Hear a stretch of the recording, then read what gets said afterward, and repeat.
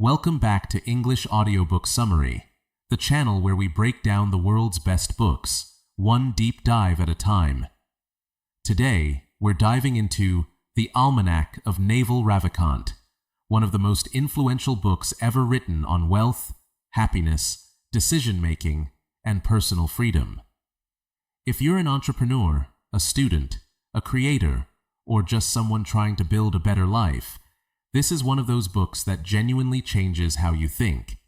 Instead of spending hours reading the whole book yourself, this summary is going to walk you through Naval Ravikant's biggest ideas, the exact mindset shifts that have inspired millions of people around the world, in a simple, practical, easy-to-follow way. I've broken this book down into 9 parts for you. We'll start with the introduction, where we bust the biggest lie most of us were raised to believe about success. Then, Part 1. The myth of hard work and why working harder alone will never make you rich. Part 2 covers specific knowledge, the thing you did for free as a kid that could actually be your biggest strength. Part 3 is all about ownership, why renting out your time will never make you wealthy. Part 4 breaks down the 3 types of leverage that separate the rich from the ultra-rich. Part 5 takes us into judgment, the biggest enemy standing between you and clear thinking. Part 6 gives you the exact decision-making rules Naval swears by. Part 7 is where everything flips, the part of his story almost nobody talks about. And finally, the conclusion, where it all comes together. So sit back, relax, and let's get into the Almanack of Naval Ravikant. There's a man living in a modest apartment in the Bay Area. He's not famous. He's never been on a magazine cover. But over the last 2 decades, he's built and sold multiple companies, gotten in early on businesses that went on to be worth billions, and reached a level of financial freedom most people spend their whole lives chasing. By every measure that shows up on paper, the bank account, the resume, the reputation, he'd already won. We're going to call him Marcus Reed. And this is the story of how he cracked the code on money, years before he cracked the code on anything else. Stick around for the second half of this, because it does not go where you think it's going. Almost nobody says this part out loud. Most of us got raised on the same script. Get good grades, get a good job, climb the ladder, buy the house, retire someday, and then, finally, enjoy your life. Nobody sits you down and teaches you how to actually be at peace along the way. Happiness gets treated like a reward, waiting at the end of a very long, very exhausting road.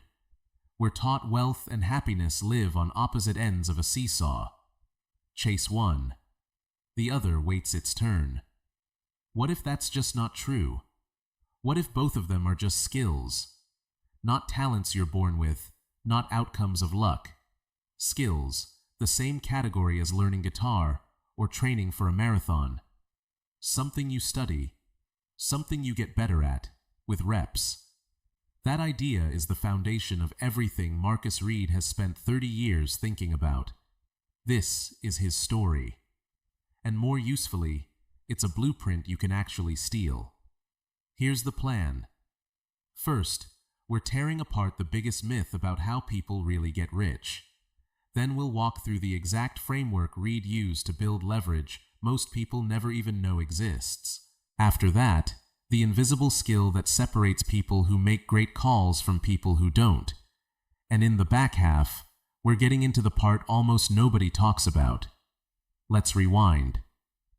Because Reed wasn't always the guy with the answers. Part 1. The myth of hard work. Picture a roofer on a job site in July. Up on the roof at 7 in the morning, still up there at 6 at night. That's brutal, physical work, by any definition.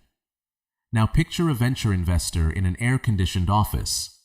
2 cups of coffee, 3 meetings, home by 4. If hard work alone built wealth, the roofer would be the millionaire. He isn't.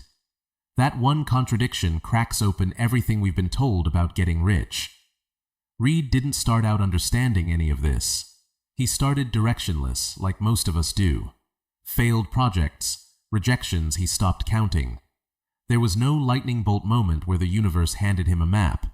What actually changed wasn't that he started working harder. He started asking a different question entirely. What game am I actually playing, and what are the real rules of it? When to do it? And you can't aim well at a target you've never bothered to define.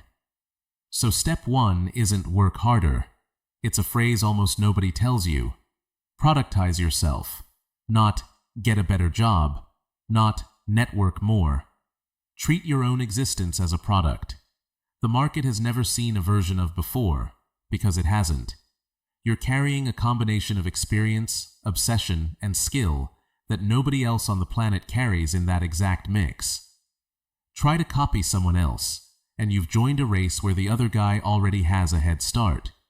Show up as specifically, unapologetically yourself, and there's no race at all. Nobody else can be you better than you can. That's the seed of what Reed calls specific knowledge. We'll go deeper on that in a minute. First, one more myth to bury. The difference between money and wealth, because most people confuse these two for their entire lives. Money is just the transfer of value, the number in your checking account, paper changing hands. Wealth is different. Wealth is the asset that keeps earning after you've stopped actively working it. The business is running without you standing over it. The code executing on a server at 3 a.m. while you're asleep. The investment quietly compounding in the background of your life.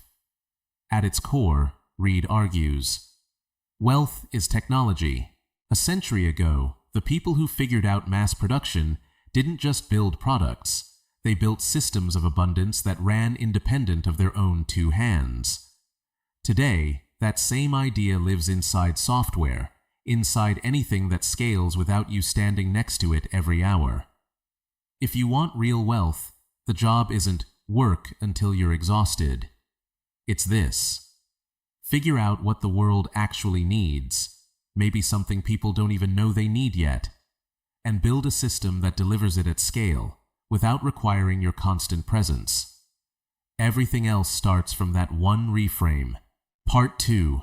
The thing you did for free as a kid. Sit with this question for a second. What did you do effortlessly as a kid that other people considered work? Maybe you organized every game your friends played, without even trying. Maybe you took apart every gadget in the house just to see how it worked. Maybe you filled notebooks with stories nobody asked for. It didn't feel like a skill at the time. It just felt like you. That's exactly where specific knowledge hides, in the overlap between what you're naturally curious about, what comes easily to you, and what other people find boring or difficult. Reed uses his own life as the example. He gets bored fast, can't stand repeating the same task 2 days in a row. In most careers, that's a liability. In a traditional 9-to-5, that restlessness would have made him miserable inside a month. Instead of forcing himself into a box that didn't fit, he leaned straight into it. He found early-stage tech investing, a field that demanded exactly what he had: constant learning, fast pattern recognition, and genuine excitement about whatever was new. The thing that looked like a weakness became his sharpest professional edge. That's specific knowledge in action. When something genuinely fascinates you, you go deeper than the people around you, because it isn't a grind to you, it's play. From the outside, it looks like discipline. From the inside, it feels like curiosity. Reed has a line worth writing down: escape competition through authenticity.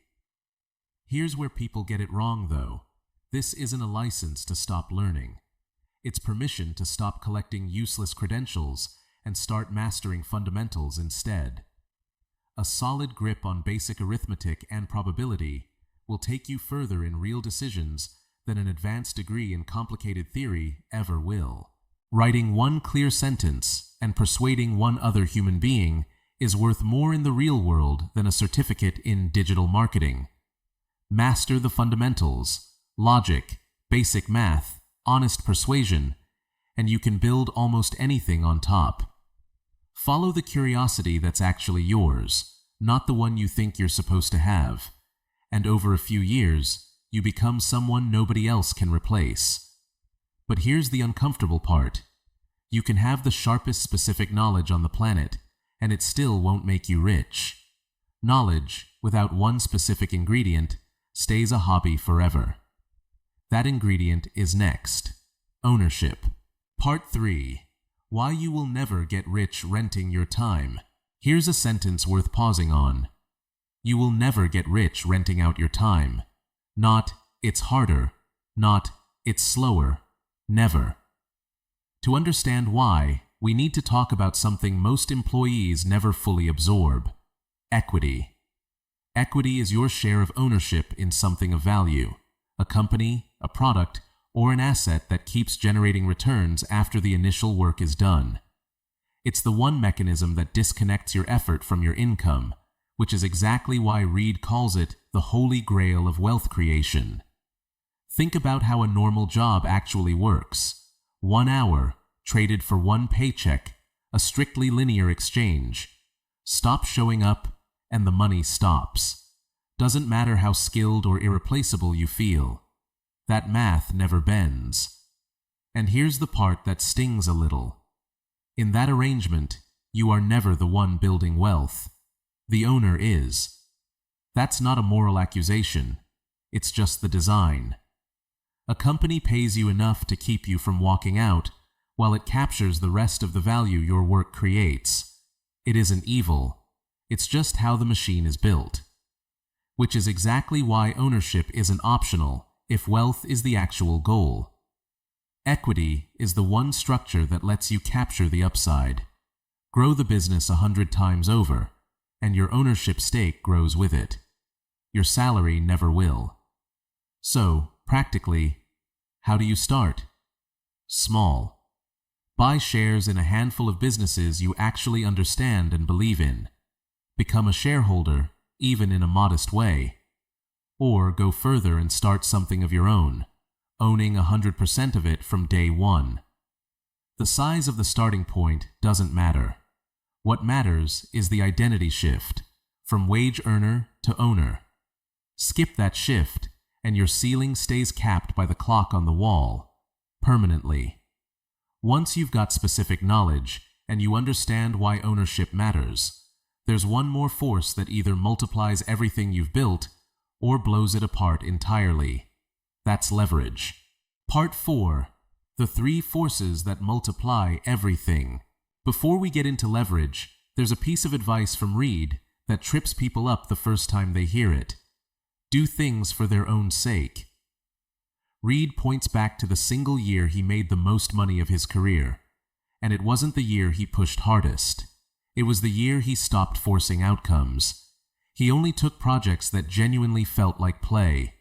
He stopped watching the clock and stopped obsessing over perfection. And because the pressure disappeared, the quality of the work quietly went up. Buried in that story is a warning. Don't chase a career because it's trending or because it pays well right now. Do that, and you're competing against people who showed up for genuine passion, and passionate people beat paycheck chasers over any long enough timeline. Instead, double down on what you're already good at until you're specific enough that people stop looking for a service provider and start looking for you, by name. When you're the only person who can solve a particular problem, supply and demand flips in your favor. You set the price. None of that happens overnight. It takes patience, building a reputation, putting your name on your work publicly, taking real risk, and using every platform available to broadcast what you know. Once that reputation exists, you apply the force multiplier, leverage, a small input producing a massive output. Throughout history, it's shown up in exactly 3 forms, and the gap between them might be the most useful 5 minutes in this whole film. The oldest form is labor, other people working for you. For thousands of years, this was the only path to wealth. Our culture still worships this version. We see someone managing 1,000 employees and think, they made it. Reed is blunt about it. Labor is actually the weakest leverage there is. Managing people is exhausting, demands leadership skills most of us never build, and comes with one brutal vulnerability. Your leverage can get up, walk out the door, and quit on you. The second form is capital, money itself, dominant for the entire last century. Enough money, and you can put it to work generating more money. Powerful, scalable, but it comes with one crushing catch. You need permission to use it. A bank, an investor, or a wealthy partner has to hand it to you before you're even allowed to start. The third form is the newest, and by far the strongest. Products with zero marginal cost to replicate. Code, video, writing, software. Write a piece of software once, or record a video one time, and it costs you effort exactly once. Then that same work reaches 1,000 people, 1,000,000, 100 million, without you lifting another finger. It's the same leverage behind independent podcasters, pulling bigger audiences than television networks, solo creators building empires out of a bedroom, and founders whose platforms now sit in the pockets of billions of people. Systems that keep generating value while they sleep. Here's the exciting part. This leverage is permissionless. No boss's approval, no investor's blessing. Just a laptop, an internet connection, and the specific knowledge from part 2. Labor leverage depends on other people. Capital leverage depends on the wealthy. Code and media leverage depend on exactly one person, you. It's the most direct shot at real freedom that has ever existed. The one thing capable of fully disconnecting your time from your income. But leverage cuts both ways. Applied to a good decision, it builds an empire fast. Applied to a bad one, it doesn't just fail small, it fails at scale, almost instantly. Which is exactly why the next skill matters more than any of the ones we've covered so far. Judgment. Part 5. The enemy living inside your own head. Reed defines judgment very specifically. The ability to predict the consequences of an action before you take it. Not innate genius, years of experience distilled down until it feels like instinct. In an age where leverage multiplies a single decision into massive consequences, the goal was never to be right 100% of the time. Nobody hits that. The real goal is simpler. Be right more often than you're wrong, consistently, across a long career. So, how do you actually build that? Start with clear thinking, stripping away complexity and returning, over and over, to fundamentals. You can't do advanced math if basic arithmetic escapes you. And notice something. The sharpest people in almost any room are usually the ones who can explain the hardest idea in the simplest words. If you can't explain it simply, you probably don't understand it yet. But the real enemy standing between you and clear judgment is your own ego. Every one of us tends to see the world not as it is, but as we wish it were. We project hope onto cold, indifferent reality, and that single habit has quietly wrecked more businesses, more relationships, and more futures than almost any outside competitor ever could. Picture someone running a business where the numbers are sliding and customers are quietly leaving. But because they built it with their own hands, they can't see the warning signs. They tell themselves it's a rough patch. They ignore the data because the truth is uncomfortable. That kind of denial doesn't fail loudly. It fails slowly, then all at once. Reality doesn't care about your feelings, your hopes, or the hours you've put in. It just is. If real wealth is the goal, you have to practice what Reed calls radical truth, setting the ego down and looking straight at what's actually happening, even when it hurts. Something's going badly. Admit it immediately. You're wrong. Say it out loud. The second you stop fighting reality and start accepting its uncomfortable parts, Judgment sharpens almost instantly. You stop deciding from hope and start deciding from fact. That shift, hope to fact, is how people actually win over the long run. Part 6. The rule that saves you from your own indecision. Radical truth doesn't stop at how you see your own business. It shapes how you treat other people too. Here's one of Reed's go-to rules. Praise specifically and criticize generally. If someone on your team hands you sloppy work, you don't attack them personally. Calling someone careless just puts them on the defensive and kills any chance of growth. Keep the criticism general instead. The work felt rushed. The details need tightening. But when someone does something right, flip it entirely. Don't just say, "Good job." Get specific about exactly what they nailed. That asymmetry lets you fix real problems without breaking the people around you. With a mind clear of ego and denial, how do you actually make the hard calls? You can't lean on memory alone, because history rarely repeats itself in the exact same shape twice. What you need is a small toolbox of mental models, reusable principles that let you navigate complexity without reinventing your thinking from zero every time. Two matter more than the rest. The first is inversion, thinking backward. Instead of, "How do I solve this?" ask, "What's actually causing this, and how do I remove it?" Stressed about a shipment that keeps arriving late? Don't force a miracle fix. Flip the question. What would guarantee it never arrives on time? Once you can see the real blockers, a bad vendor, sloppy planning, you just remove them. Inversion's whole point. Avoiding stupidity is usually easier than achieving brilliance. The second is the principal agent problem, an idea as old as leadership itself. If something truly matters to your future, you often have to do it yourself because you're the principal, the actual owner. You care about the outcome completely. Everyone else is an agent, optimizing for their own paycheck, not your long-term success.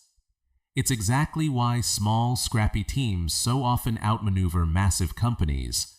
In a small team, everyone feels like an owner. And when you've run the data through every model you've got, and you're still stuck. One last rule, deceptively simple. If you can't decide, the answer is no. We live inside an ocean of options, endless cities, endless careers, and endless people to build a life with. Modern life doesn't starve us of choices, it drowns us in them. But decisions like where you live, who you commit to, what you pour years into, those lock you in. So if your gut reaction isn't a screaming, unmistakable, hell yes, it's a no. 90% certain just means regret with a delay timer attached. Say no to the mediocre, and you protect the space for the one opportunity that actually makes you say, "This is what I've been waiting for." Part 7. The twist. Here's where the story turns. Everything you just heard, specific knowledge, equity, leverage, and judgment. Reed didn't just teach, he lived it for years, and it worked exactly the way it's supposed to. Multiple companies, early bets that paid off enormously, a level of financial freedom most people will never touch, and at the peak of all of it, bank account solved, reputation solved, every box on the list checked. If you'd asked him to rate his own happiness on a scale of 1 to 10, he would have honestly said 2. Not because anything was falling apart, because nothing was. That's what made it so disorienting. He'd won the game he was told to play, and the prize at the end wasn't there. So, what actually changed between then and now, where he rates himself a 9? It wasn't the money finally kicking in.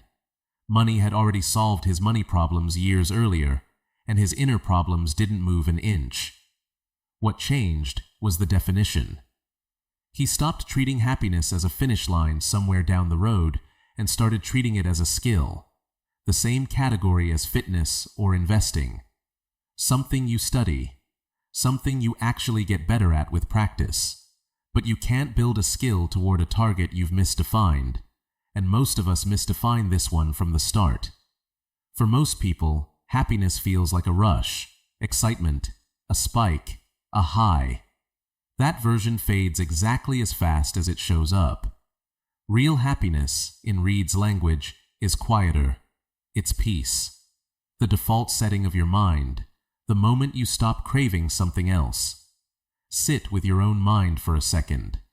How often do you catch yourself thinking, I need this job, or I want that car, or I wish I were somewhere else right now? Every time you say, I want, you sign a quiet contract to stay unhappy until that thing shows up. You're telling yourself, in that exact moment, that your life as it stands isn't enough.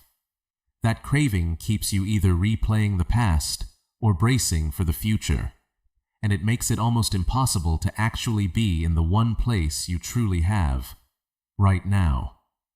Quiet that noise. Stop wishing reality were different than it is. And what's left underneath isn't emptiness. It's happiness. It was never about adding more positive thoughts.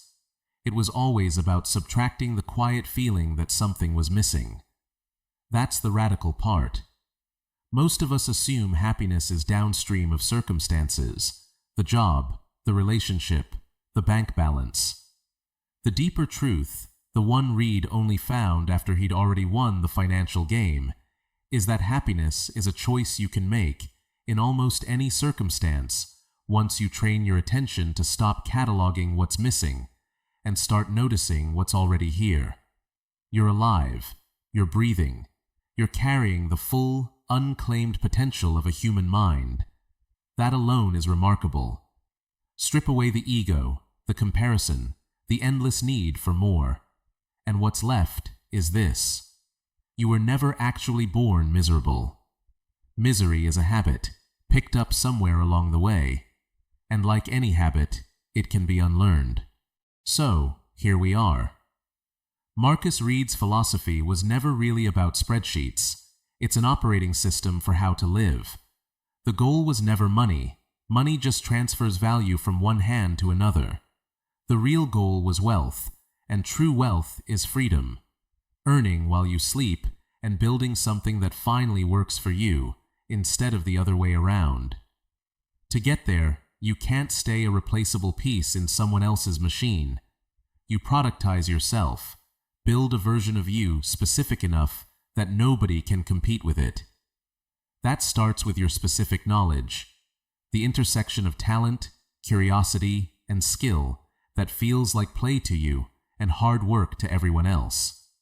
But knowledge alone stays a hobby without ownership, a real piece of the pie, something that lets you capture the upside instead of just renting out your hours. Once you hold ownership, you apply leverage, and while the world keeps pushing you toward labor and capital, the real modern path runs through code and media leverage that asks nobody's permission. None of that means anything, though, if you're pointed in the wrong direction.